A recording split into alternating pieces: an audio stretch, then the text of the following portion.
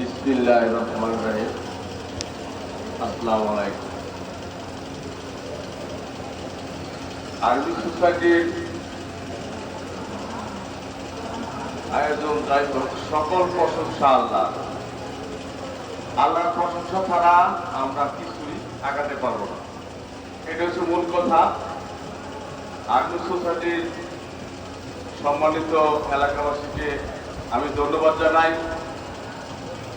এবং আরবি সোসাইটির সদস্যবৃন্দ সেনা প্রধান ছিলেন যে তারা এই সুপুতিটা রেখেছিলেন, একটা মসজিদ হবে, একটা পার্ক হবে। এটা আমি আলোচনার সাপেক্ষে যে আরবি সোসাইটির চেয়ারম্যান সাহেব ছিলেন কর্নেল আনোয়ারুজ্জামান, সে এই শখটা আগিয়ে দিলেন যে একটা পাম্প হোক, একটা মসজিদ হোক, একটা ঈদগাহ হোক। অ্যাকচুয়ালি কিন্তু এই জমিটা অরিজিনালি মহানগর জরিপ সহ কমপ্লিট, এই সাল পর্যন্ত খাজনা কাজ কমপ্লিট।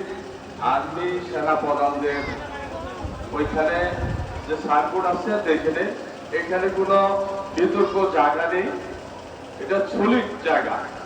আজকে ঈদের দিন আপনাদের বলছি, আপনারা নির্দ্বিধায় এটা মেনে নেবেন, আল্লাহ তাআলা প্রশংসা করবেন যে আল্লাহ মহান, যে আমাদের যে একটা ঈদগাহ, একটা মসজিদ, একটা পানি আল্লাহর নিয়ামতে আমরা পেয়ে গেছি এবং সামনে এটা সকলের সহযোগিতায় আরো বড় উজ্জীবিত করবেন এবং দৃশ্যমান মসজিদটা আরো হবে বড়।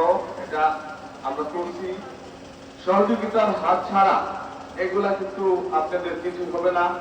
আপনারা সবাই সহযোগিতা করবেন, কারণ আল্লাহর ঘরে সহযোগিতা করলে আল্লাহ খুশি হবেন, জনগণের সহযোগিতা করলে আল্লাহ খুশি হবেন।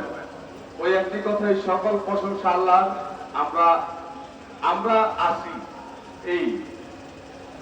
আর আম্মুক্তা ছিলেন আমার সাথেই, সে আজকে হয়তো অসুস্থ হয়ে যাওয়ার সময় রাস্তার কারণে আপনাদের যে এটা